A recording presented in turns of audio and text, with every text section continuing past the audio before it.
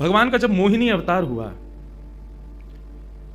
तो मोहिनी अवतार के उस स्वरूप के सौंदर्य पर 33 कोटि देवता न्योछावर हो गए। सबके मन में यह भाव आया, ये जो भी प्रकट हुई हैं ये किसी भी प्रकार से हमको हमारी गृहिणी के रूप में प्राप्त हो जाए। इतने सुंदर ठाकुर जी बनकर के आए।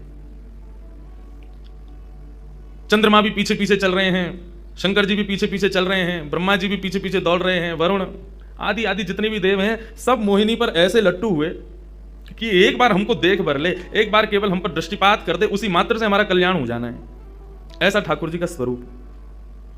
परंतु उन 33 कोटि देवताओं में एक देव ऐसे हैं जिनका मोहिनी के प्रति ऐसा कोई दुर्भाव नहीं था, और वो देव थे सूर्य। सूर्य ने जब मोहिनी के सौंदर्य को देखा तो उनके मन में भाव आया, इतनी सुंदर, इतनी सुकुमारी, इतनी कोमल, इतनी मधुर, सबको तो लगे हमारी पत्नी बने, लेकिन सूर्य को लगे मेरी बेटी बन जाए, मुझे पुत्री रूप में प्राप्त हो जाए।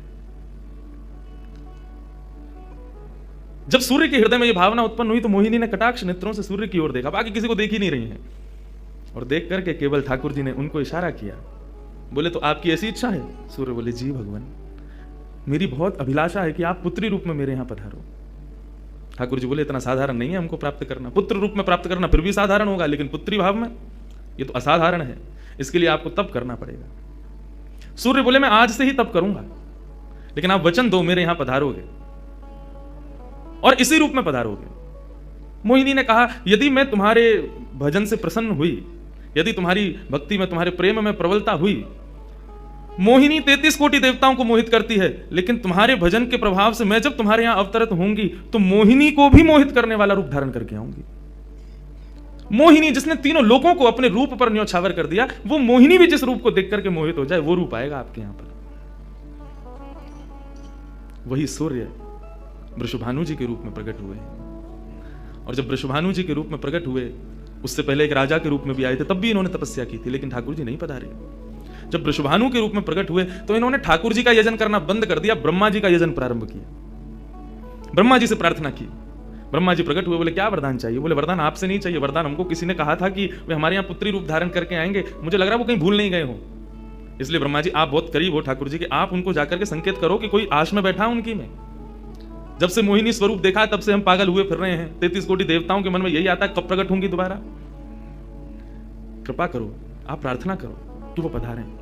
ब्रह्मा जी बोले आपके भजन में इतनी सामर्थ्य है कि ठाकुर जी मना नहीं कर सकते। बोले तो फिर मुझे विश्वास के लिए कुछ तो कह करके जाओ। ब्रह्मा जी बोले मेरी जिम्मेवारी बन जाए, इसलिए चलो इस पर्वत के रूप में मैं विराज चाहता हूं। और बरसाना पर्वत के रूप में श्री ब्रह्मा जी विराज गए। ठाकुर जी आएंगे, मैं जिम्मेवारी लेता हूं, इसलिए मैं ही पर्वत बन के बैठा हूं। ब्रह्मा जी ने जाकर के प्रार्थना की। ठाकुर जी बोले मैं तो सच में ही भूल गया था कि मुझे जाना है। बोले भगवान वो बहुत प्रतीक्षा कर रहे हैं आपकी। वृषभानु जी का भजन कैसा बताया। वृषभानु जी की एक ही इच्छा है कि मेरे पास जो पुत्री रूप ठाकुर जी का आवे, ठाकुर जी मोहिनी बनकर के आए तो 33 कोटि देवताओं के हृदय में ठाकुर जी के प्रति वात्सल्य भाव प्रकट नहीं हुआ, प्रेम भाव प्रकट नहीं हुआ, कुछ और ही भाव था उन देवताओं का। वृषभानु जी कह रहे हैं कि मैं ऐसी पुत्री पाना चाहता हूं जिसको देख करके काम नष्ट हो जाए, काम का भी मर्दन हो जाए, सामने वाले के हृदय में एक दिव्य प्रेम प्रकट हो, निष्काम प्रेम, अनकंडीशनल लव किसे कहते हैं, इसका प्रसाद पूरी दुनिया को देने वाली ऐसी पुत्री मेरे घर पधारी। स्वार्थ सिद्ध प्रेम सब करना जानते हैं, लेकिन निस्वार्थ प्रेम किसे कहते हैं, वो ठाकुर जी का वो शक्ति स्वरूप ही सबको बता सकता है। ब्रह्मा जी की प्रार्थना हुई ठाकुर जी से। ठाकुर जी अपने वैकुंठ में विचरण कर रहे हैं, विचार कर रहे हैं कैसे करूं, नंद यशोदा के यहां भी जाना है, देव की वसुदेव के यहां भी पुत्र बनना है, पहले से ही 4 मम्मी पापा हैं हमारे, तो ये 2 मम्मी पापा और कैसे बनाऊं, 6 माता पिता। तब ठाकुर जी विचरण कर रहे थे, तभी एक खंभ में मणि, उस मणि में ठाकुर जी ने अपना प्रतिबिंब देखा। ठाकुर जी अपना प्रतिबिंब नहीं देखते, क्यों? बहुत कम देखते हैं। जब श्रृंगार आरती होती लाल जी की तभी इनको प्रतिबिंब दिखाते हैं, और उस प्रतिबिंब में भी इतने इतराते हैं महाराज, उसमें भी स्वयं को देख करके खुश हो जाते हैं, वाह मैं कितना प्यारा लग रहा हूं। अपना प्रतिबिंब ठाकुर जी इसलिए नहीं देखते क्योंकि स्वयं ठाकुर जी मोहित हो जाते हैं खुद ही पर। जैसे ही ठाकुर जी ने स्वयं का प्रतिबिंब देखा, प्रतिबिंब देख के आगे बढ़े, लेकिन ठाकुर जी मन में विचार करने लगे मुझे सबके स्वभाव प्रिय हैं, लेकिन अपना यदि देखूं तो अपना प्रतिबिंब बहुत प्रिय है। जब स्वयं को देखता हूं प्रतिबिंब में तो ऐसा लगता है कि मानो जो सबको मोहित कर रहा है वो स्वयं को जब देखे तो खुद भी मोहित हो रहा है, क्योंकि प्रतिबिंब कभी झूठ नहीं बोलता। प्रतिबिंब का ये स्वभाव है, आप जैसे हो वैसा आपको दिखाता है। ठाकुर जी ने जब प्रतिबिंब देखा, अपने उस प्रतिबिंब स्वरूप को ठाकुर जी ने स्थिर कर दिया, और स्थिर करके अब तो ठाकुर जी लाए महाराज लक्ष्मी जी की पूरी पेटिका लेकर के आए श्रृंगार की, और अपने प्रतिबिंब स्वरूप को ही उन्होंने श्रृंगार करना प्रारंभ किया। किशोरी जी के श्रृंगार का इतना भाव बताते हैं, किशोरी जी की नथ बेसर ऐसी, किशोरी जी के कान के कुंडल ऐसे, किशोरी जी के पांव की महावर ऐसी क्यों ना हो, क्योंकि श्याम सुंदर ने श्रृंगार किया है। किशोरी जी का जो स्वरूप है वो ठाकुर जी ने उसका श्रृंगार किया है। नारायण बैठे महाराज सिंहासन लगा करके अपने प्रतिबिंब का ही श्रृंगार कर रहे हैं। मोर पीछ हटाया, मुकुट उतार के दूर रखा, घुंघराले केशों को खोल दिया, नेत्रों में सुंदर सुंदर छोटा छोटा काजल लगाया, माथे पर एक सुंदर बिंदिया लगाई है, होठों पर निर्मल लालिमा लगाई है, गले में हार पहनाया, सर्वांगीण श्रृंगार किया, और लक्ष्मी जी की चुनरी ला करके जैसे शीश पर से चढ़ा करके ठाकुर जी ने थोड़ा सा जो श्याम रंग है उसको जैसे ही गौरवर्ण किया, वैकुंठ के उस प्रतिबिंब में से मानो जैसे सूर्य चंद्र का एकाकार रूप प्रकट हो गया हो, इतना तेज पुंज प्रकट हो गया कि ठाकुर जी भी अपने नेत्रों को छुपाने लगे। थोड़ी देर नेत्रों को बंद करने के बाद जब बड़ी धीरे से ठाकुर जी ने जब अपने प्रतिबिंब की ओर देखा, तो किशोरी जी का दिव्य स्वरूप वहां प्रकट हो गया। ठाकुर जी ने दंडवत किया, पहले प्रणाम, हे श्याम सुंदर, आपने ही मेरो निर्माण कियो है, आपने ही मुझको प्रकट कियो है, क्या भाव है? ठाकुर जी बोले कोई भाव नहीं है, केवल मोहिनी भाव से 33 कोटि देवता मोहित हुए थे, लेकिन मैं मोहित नहीं हो पाया था, इसलिए तब से मैं भी तड़प रहा था कि मुझे भी कोई मोहित करे, उस मोहिनी को भी मोहित कोई करे। वो स्वरूप आज प्रकट हुआ है।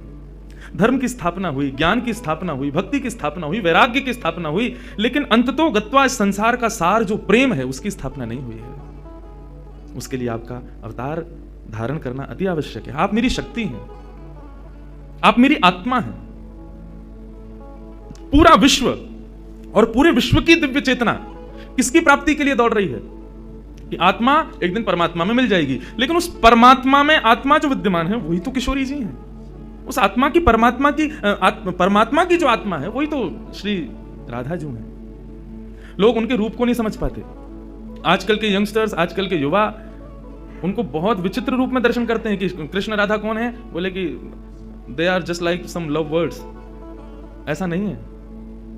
आप उनको सीमित उस अवस्था में, और माफ कीजिएगा यदि किसी प्रवचनकर्ता की कथा सुनने के बाद भी आप उनको वहीं तक सीमित मान रहे हो ना, दोष आपको नहीं, प्रवचन करने वाले को लगेगा कि तुम किशोरी जी के इसी रूप को स्थापित कर पाए। इसीलिए कथाओं में ज्यादा किशोरी जी का प्रसंग ना हम कहते हैं ना उसका स्पर्श करते हैं। स्पर्श करने पहले से भी 100 बार सोचते हैं। यहां आने से पहले भी मुझे कई आचार्यों ने संपर्क किया कि वहां आप किस विषय को लेकर के जाएंगे, आप गर्ग संहिता पर कहेंगे या किशोरी जी के किस भाव को वहां पर प्रस्तुत करने वाले हैं। मैंने कहा देखो, हम बस बोलेंगे जो निकल जाए मुंह से, जिसका जो भाव ठाकुर जी स्वीकार कर लें बस, लेकिन भाव ये रखेंगे ठाकुर जी विराज गए हैं कि कोई अनधिकारी इस भाव को सुनकर के अपने मन में कोई दुर्भाव ना प्रकट करे। ब्रजवासी बहुत डरते हैं किशोरी जी के भाव को कहने में, क्योंकि जब सामने वाले से प्रत्युत्तर के रूप में कुछ विलग ही सुनने को मिलता है तो बहुत कष्ट होता है हृदय को कि तुमने किशोरी जी को क्या समझा, वो क्या है और तुमने उनके किस रूप को जाना। वो ठाकुर जी का ही प्रतिबिंब स्वरूप है, ठाकुर जी का ही आत्मा स्वरूप है। और एक बात कहूं, प्रतिबिंब से और आत्मा से प्रेम किया जा सकता है, ब्याह नहीं किया जा सकता, क्योंकि प्रतिबिंब और आत्मा ये दोनों हमसे अलग नहीं है। ब्याह के लिए एक अलग व्यक्ति चाहिए, एक हमसे कोई अलग हो, हमसे कोई जुदा हो, 2 लोग चाहिए तब ब्याह संपन्न होता है। लेकिन कृष्ण और राधा इन दोनों में भेद है ही नहीं। किशोरी जी और ठाकुर जी में कभी भी कदापि कोई भेद नहीं है। बल्कि लीलाएं अभी सुनेंगे हम लोग, कभी कभी ठाकुर जी जब किशोरी जी का रूप धारण करते हैं तो किशोरी जी से ज्यादा गोपियों को सुख देते हैं। ऐसा भाव किशोरी जी से प्रार्थना की ठाकुर जी ने कि आप पधारो और प्रेम की स्थापना के लिए आप भूमंडल पर सूर्य के ही अवतार वृषभानु जी के यहां पर आप अवतरित हो। तब किशोरी जी ठाकुर जी की बात मान करके और वृषभानु और कीर्ति के यहां पर अवतरित होती हैं। किशोरी जी का जब अवतार हुआ, जब अवतरण हुआ, कब हुआ? सुबह के 4:40 पर। ठाकुर जी के जितने भी अवतार हुए या तो दिन में 12 बजे हुए या रात में 12 बजे हुए, लेकिन किशोरी जी का अवतरण भोर में ब्रह्म मुहूर्त में सुबह 4:40 पर हुआ। क्यों? बोले रामकृष्ण आदि जितने भी ठाकुर जी के अवतार हैं राक्षसों के वध के लिए आते हैं, तो या तो सूर्य की तेज ताप में उनका जन्म होता है, मानो वे प्रकाश स्वरूप हैं ऐसा भाव बताते हैं, या रात्रि में 12 बजे होते हैं वो इसलिए होते हैं, वो मानो ऐसा भाव रखते हैं कि चंद्रमा अंधेरे को दूर करता है, वो ज्ञान का प्रकाश है, वो ज्ञान है, उससे अंधेरा दूर होता है। तो ठाकुर जी रात्रि प्रकट होकर के ऐसा भाव रखते हैं कि काले निशा, काला ज्ञान जितना भी है धरती पर, उसको दूर करने के लिए हम पधारे हैं। लेकिन किशोरी जी का जो अवतरण है वो 4:40 ब्रह्म मुहूर्त में होता है। उसका क्या भाव है?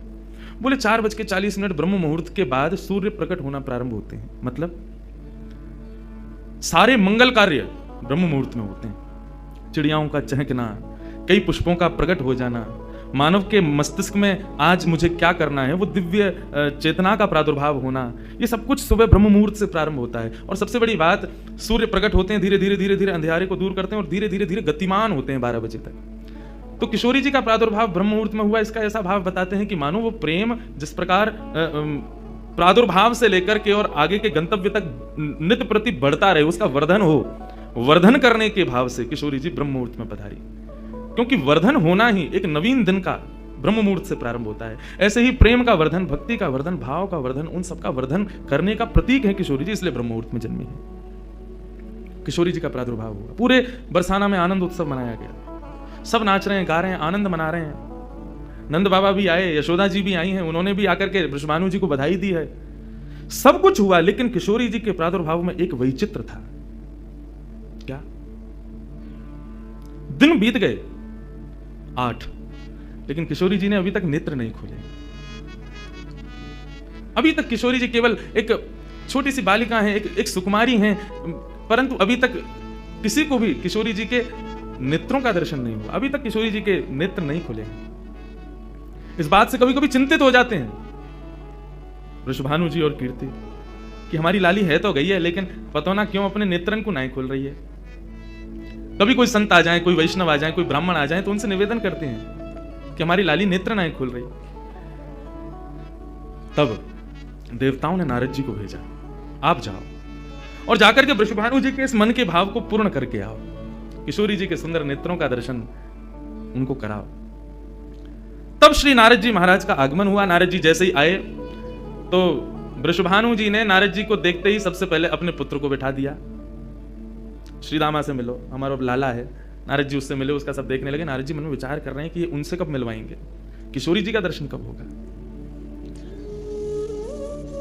2-3 दिन तक नारद जी विचरण करते रहे बरसाने में।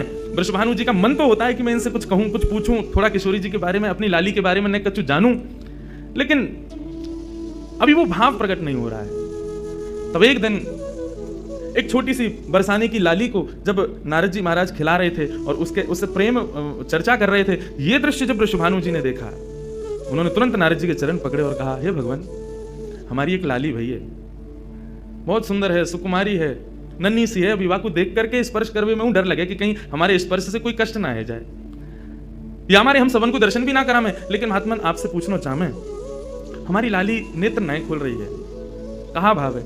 नारद जी तो तुरंत बोले, अरे तो तुमने इतने दिन से क्यों नहीं बताया? वो तो पहले से ही बैठे थे तैयार कि ये जल्दी बोले तो मैं जाऊं, जाकर के दर्शन करूं। बोले संकोच है रहे हो? बोले संकोच मत करो, अभी लेके चलो, कहां है तुम्हारी लाली, मुंह को बताओ। नारद जी महाराज जा रहे हैं वृषभानु भवन में। एक बेड़ी पार की, दूसरी बेड़ी पार की, तीसरी बेड़ी पार की। जैसे ही भीतर पहुंचे हैं, सुंदर सुगंधी भीतर से प्रकट हो रही है। सामने स्वर्ण जटित एक पालना है, और जैसे ही उस पालने में जाकर के नारद जी ने दर्शन किया, कमल कली को वृषभानु की लली को रंग, कैसा रंग है? बोले जैसे कमल की कली हूं मैं ना, ऐसी श्री वृषभानु नंदिनी है। नारद जी ने जैसे ही उनको दर्शन किए हुए आनंदित है गए। आनंदित है करके प्रणाम करने लगे। वृषभानु जी बोले, हमारी लाली नेत्र नायक खोल रही है, आप कृपा करो ना। नारद जी बोले, एक मंत्र पढ़ना पड़ेगा, कुछ करना पड़ेगा, तंत्र मंत्र करना पड़ेगा, तब आपकी लाली बोलेगी। वृषभानु जी बोले, देख लो, संभल के करियो, हमारी लाली बहुत कोमल है, वो ना स्पर्श नहीं करेंगे, दूर बैठ के करेंगे। वृषभानु जी बोले, तो करो। बोले, आपको पहले बाहर जाना पड़े, वो एकांत में करेंगे। कीर्ति वृषभानु जी को देखें, बोले, लाली को अकेला तो नहीं छोड़ेंगे? बोले, नहीं बाबा, विश्वास पात्र है, हम कर सके। वृषभानु जी और कीर्ति दोनों जैसे ही बाहर पधारे, नारद जी ने गेट बंद कियो, तुरंत चरणन में प्रणाम कियो और प्रणाम करके सीधे सन्मुख बैठे हैं। हे कृष्ण मनोहारिणी, जय वृंदावन प्रिया, जय भू मंगल ललिता, जय वेणु नवाकुल। जय कृष्ण मनोहारिणी, जय वृंदावन प्रिया, जय भू मंगल ललिता, जय वेणु नवाकुल। जैसे ही नारद जी के मुख से ये शब्द प्रकट हुआ, जय कृष्ण मनोहारिणी, ये कृष्ण मनोहारिणी शब्द जैसे ही नन्ही सी श्री किशोरी जी के कान में कृष्ण शब्द गयो, कृष्ण शब्द जाते ही नन्ही सी किशोरी जी के नेत्र अपने आप धीरे धीरे खुलने लगे, मुख पर एक प्रसन्नता सी प्रकट हो गई। नन्ही सी किशोरी अभी करवट लेनो भी नहीं जाने, लेकिन जैसे ही बार बार ये श्लोक का गान नारद जी के द्वारा हो रहा है, जय कृष्ण मनोहारिणी जय वृंदावन प्रिय, इसको सुनकर के किशोरी जी जो अभी करवट लेनो भी ना जाने, वो अपने पालना को पकड़ करके अपने पालना से उछक करके वहीं से झांक करके श्री नारद जी को देख रही हैं। और नारद जी ने जैसे ही किशोरी जी के रूप को देखो है, सुंदर मृगनयनी किशोरी जी आज नारद जी को देख रही है, मुख में भी दांत ना है, बिना दांतन के किशोरी जी के मुखमंडल की प्रसन्नता देख करके नारद जी आनंद विभोर हो गए। नारद जी बोले, आपको ये कीर्तन भायो, आपको ये कीर्तन प्रिय लगो? किशोरी जी के मुख से केवल किलकारी निकल रही है। नारद जी ने उठाई अपनी वीणा करताल और जय कृष्ण मनोहारिणी जय वृंदावन प्रिय, और इसी का कीर्तन करते हुए वहां नाचने लगे, नृत्य करने लगे, चारों ओर घूम रहे हैं, बीच में पालने में श्री किशोरी जी बैठ करके और करताल बजा रही हैं, और करताल बजा करके आनंदित हो रही हैं। ब्रजभानु जी बाहर खड़े बोले कि भीतर तो कीर्तन चल रहा है, करताल की आवाज आ रही है, वीणा बज रही है। तभी उन्हें कान लगा करके सुनो तो नारद जी गा रहे, जय कृष्ण मनोहारिणी जय वृंदावन प्रिय जय भ्रू मंगल ललिता जय वेणु रवाकुल। वृषभानु जी ने ये स्वर सुन लिया, लेकिन जैसे ही थोड़े से गए हैं और खिड़की में जाकर के भीतर झांक करके देखा, अद्भुत दृश्य, नन्ही सी किशोरी ज्यादा से ज्यादा 8 दिन की होंगी, 10 दिन की होंगी, अपने पालना में पहुंच करके स्वयं को झुला रही हैं, करताल बजा रही हैं, चारों तरफ नारद जी वीणा बजा करके करताल बजा करके आनंद से किशोरी जी को मुखोल्लास कर रहे हैं। ये दृश्य देख करके श्री वृषभानु जी को एक बार तो मूर्छा आ गई, मैं वास्तव में 8 दिन की बालिका को देख रहा हूं। उन्होंने कीर्ति को कुछ नहीं बताया। नारद जी महाराज ने प्रणाम किया, तब किशोरी जी की सहचरियां प्रकट हुई और कहा कि हे नारद, आपने हमारी किशोरी जी को बहुत सुख प्रदान किया है, जब कभी भी आपको ऐसा दर्शन करना हो तो हम आपको कुछ स्थान बता रहे हैं, गोवर्धन, श्री यमुना पुलिन और ब्रज कुंज, इन 3 स्थानों पर आप जब कभी भी हमारी किशोरी को स्मरण करके यही कीर्तन को गान करोगे, किशोरी जी को यही स्वरूप आपको दिखेगा। ये हमारा वरदान है आपको, क्योंकि आपने किशोरी जी कृपामयी तो हैं, लाल जी 10 बार विचार करेंगे कृपा करवे में, किशोरी जी विचार थोड़ी करें, वो तो तुरंत करुणा करें। नारद जी जाओ, जब कभी भी लाडली को दर्शन करना हो यही भाव से कर लियो। नारद जी महाराज के नेत्र सजल है गए, किशोरी जी के चरणन में बारंबार प्रणाम कियो और प्रणतिपात करते हुए वहां से प्रस्थान कर गए। किशोरी जी फिर से नेत्र बंद करके अपने पालना में पड़ गई। कीर्ति जी बोली, बाबा आयो टोना टोटका करके गयो, तब हमारी लाली के नेत्र तो खुले नहीं।